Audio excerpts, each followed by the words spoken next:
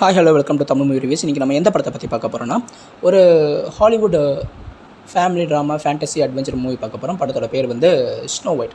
இந்த படம் வந்து பார்த்திங்கன்னா 1980 90 2000 இந்த மாதிரி காலகட்டங்களில் நிறைய அப்பப்போ ரீபூட் பண்ணி எடுப்பாங்க. இப்போ அது 2025 வந்து எடுத்திருக்காங்க. இந்த படத்தோட டேரக்டர் யாருன்னா மார்க் வெப். ஸ்க்ரீன் ப்ளே வந்து எரின் கிறிஸ்டா வில்சன். இது எதை பேஸ் பண்ணி எடுத்திருக்காங்கன்னா, Snow White and seven dwarfs அப்படின்ற ஒரு கதையை பேஸ் பண்ணி ஒரு ஸ்டோரியை பேஸ் பண்ணி வந்து எடுத்திருக்காங்க. ஒரு மித்தாலஜிக்கல், அது எப்படி சொல்கிறது, ஒரு ஃபிக்ஷனல் ஸ்டோரி பேஸ் பண்ணி எடுத்திருக்காங்க.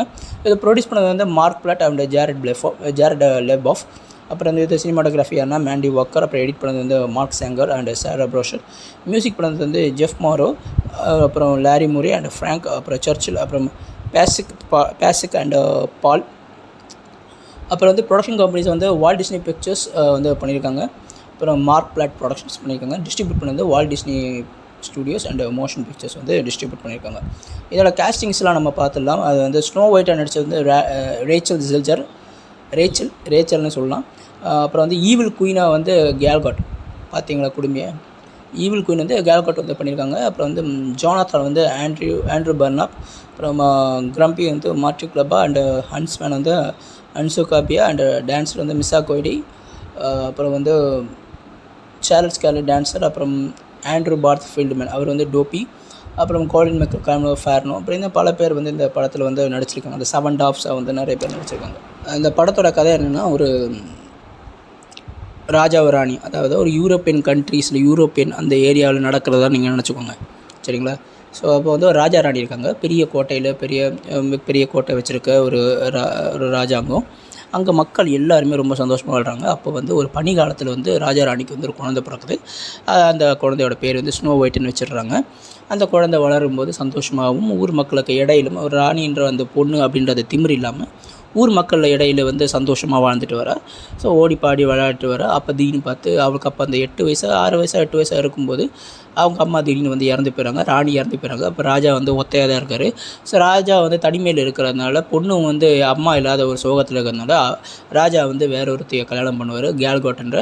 ஸோ அவள் வந்து ஈவில் குயின், அவளை வந்து கல்யாணம் பண்ணுவாங்க. அந்த கேல்காட் யாருன்னா வண்டர் உமன் படத்தில் நடித்தாங்க இல்லையா, ஸோ அவங்க தான். ஸோ ஈவில் குயினை கல்யாணம் பண்ணுவாங்க. ஈவில் குயினை கல்யாணம் பண்ணிட்ட உடனே என்ன ஆகுனா, ராஜா வந்து போர்க்களத்துக்காக போவார். இங்கேருந்து ஊர்லேருந்து கிளம்பி போவார்.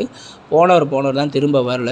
திரும்ப வராதனால என்ன ஆகுனா, இந்த ஈவில் குயினாக இருக்கிற அந்த 2வது பொண்டாட்டி வந்து தன்னைத்தானே வந்து ஒரு முடிசூடா அரசியாக வந்து தன்னைத்தானே வந்து அறிவிச்சிட்டு அந்த நாட்டை ஆண்டுகிட்டு இருப்பாள். அப்போ வந்து ராஜாவோட பொண்ணு வந்து கோட்டைக்கு இருக்கிற ஒரு மதில் சுவர், பின்னாடி ஒரு மதில் சுவர் இருக்கும், பின்னாடி தனி ஒரு சின்னதாக ஒரு கோட்டமாக இருக்கும். அங்கே வந்து வீட்டு வேலை செய்கிறதுக்கும், பாத்திரம் கழுவுறதுக்கும், தரையை துடைக்கிறதுக்கும், கண்ணாடி துடைக்கிறதுக்கும் இந்த மாதிரியான வேலைகளை செய்ய வச்சு வீட்டு வேலைக்காரி மாதிரி வச்சுருப்பாங்க. ஊர் மக்களுக்கு தெரியாது ராஜாவோட பொண்ணு வந்து இந்த மாதிரி உயிரோடு இருந்து இந்த மாதிரி வேலை பார்க்குறா தெரியாது.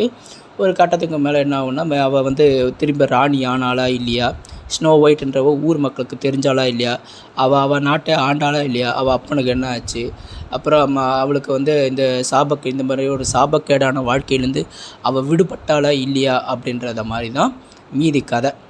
ஸோ இது வந்து இதுக்குள்ளே நிறைய அட்வென்ச்சர், நிறைய ஃபேண்டசி, அப்புறம் 7 குள்ள மனிதர்கள், இந்த மாதிரி பல கதைகளில் சுற்றி போகும். ஸோ கடைசியாக அவங்க வந்து இந்த அடிமை வாழ்க்கையிலேருந்து வெளியே வந்து அந்த ஈவில் குயின் அப்படின்னு சொல்கிற அந்த பேராசை பிடிச்ச அந்த சூனியக்காரியை வந்து முறியடித்து இந்த நாட்டை தானே வந்து கையகப்படுத்தி மக்களை சந்தோஷமாக பார்த்துக்கிட்டாளா இல்லையா அப்படின்றது தான் மீதி கதை. ஸோ இந்த படம் வந்து ஸ்னோ ஒயிட்ன்ற படம் வந்து பார்த்திங்கன்னா 1980 90 2001 அப்படின்னா பல பல காலகட்டங்களில் இந்த ஒரே கதை தான் திரும்ப எடுத்துகிட்டே இருப்பானுங்க. என்ன இந்த வாட்டி வந்து சரியான அடி விழுந்துச்சு. பாக்ஸ் ஆஃபீஸில் மட்டும் இல்லாமல் படம் ரிலீஸ் ஆகிறதுக்கு முன்னாடியே வந்து சரியான அடி விழுந்துச்சு. ஏன்னா அதோட தேர்வு செஞ்ச கேஸ்டிங்ஸ் வந்து சரியில்லை. ஏன்னா ஸ்னோ ஒயிட்னாலே நல்லா வெள்ளையாக இருப்பாங்க, அதாவது எப்படி பளிச்சுன்னு இருப்பாங்க. பிரிட்டிஷ் ஆளுங்க எப்படி இருப்பானுங்க, அது மாதிரி பிரிட்டிஷ் ஆளுங்க கதை மாதிரி தான் வச்சுக்கோங்களேன். பிரிட்டிஷ் ஃப்ரான்ஸு அந்த ஏரியாவோட கதை தான் வச்சுக்கோங்களேன். நல்லா வெள்ளையாக இருப்பானுங்க. அப்படின்னு தான் ஸ்னோ ஒயிட் கதாபாத்திரமே ஒரு புக்கில் எழுதியிருக்கும். ஒரு புக்கை பார்த்து ஒரு நாவலில் ஒரு கற்பனை கதையை பார்த்து தான் இந்த படமாக எடுத்து வச்சுருக்காங்க. ஸோ அப்படி இருக்கிறப்ப கற்பனையும் கதைன்னு சொல்கிறாங்க, ஒரு சில பேர் அது உண்மைன்னு சொல்கிறாங்க, சரியாக தெரில. ஸ்னோ ஒயிட்ன்ற ஒரு கதையை பேஸ் பண்ணி தான் இந்த மாதிரி படத்தை எடுத்துகிட்டு வராங்க. Snow White and seven dwarfs அப்படின்ற அந்த ஒரு கதையை பேஸ் பண்ணி. ஸோ அந்த கதையிலே வந்து பார்த்திங்கன்னா பொண்ணு வந்து வெள்ளையாக இருக்கும். அது அந்த ஃபீச்சர்ஸே வர்ணித்து வச்சுருப்பானுங்க.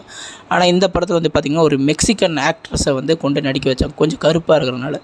ஸோ அதனால வந்து நிறைய பேக்லாஷ், நிறைய விமர்சனங்கள் எழ ஆரம்பிச்சிச்சு.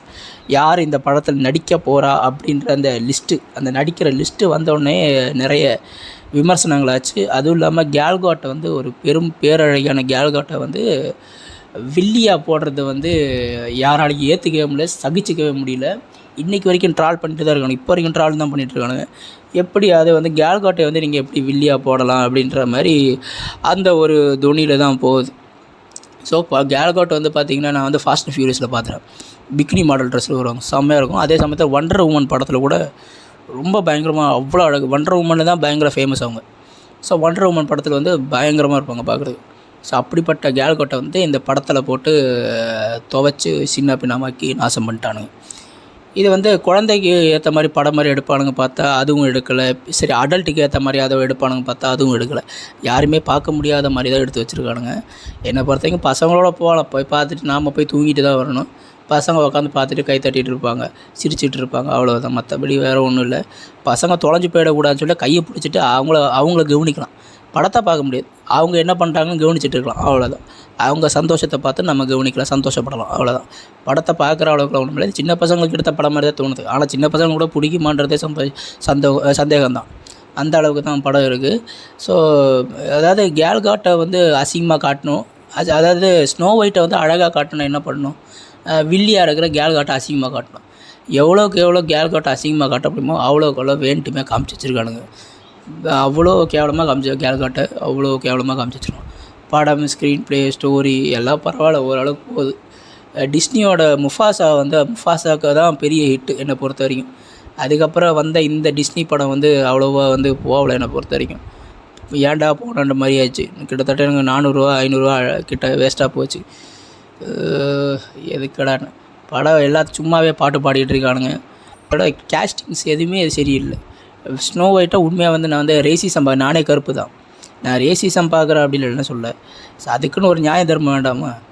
அவர் ஸ்னோ ஒயிட்டுக்கு வந்து நல்லா ஸ்னோ ஒயிட்டுன்ற பேர் வச்சா ஸ்னோ ஒயிட் மாதிரி நல்லா வெள்ளையாக இருக்கிற ஒரு பொண்ணை நடிக்க வைக்கணும். ஒரு எம்மா வாட்சனோ இல்லைன்னா வேறு யாரையாவது நடிக்க வச்சுருந்தா கூட, இந்த ஹாரி பாட்டர் படத்தில் ஒரு ஹீரோயினோட அவளை நடிக்க வச்சுருக்கலாம், வேறு யாரையும் நடிக்க வச்சுருக்கலாம், அதுவே நல்லா வந்திருக்கும். எதுக்கு தேவையில்லாத இந்த வேலையை பார்க்குறான்னு தெரியல. என்னை பொறுத்த வரைக்கும் வந்து 5க்கு 2.2 தான். தேங்க்யூ.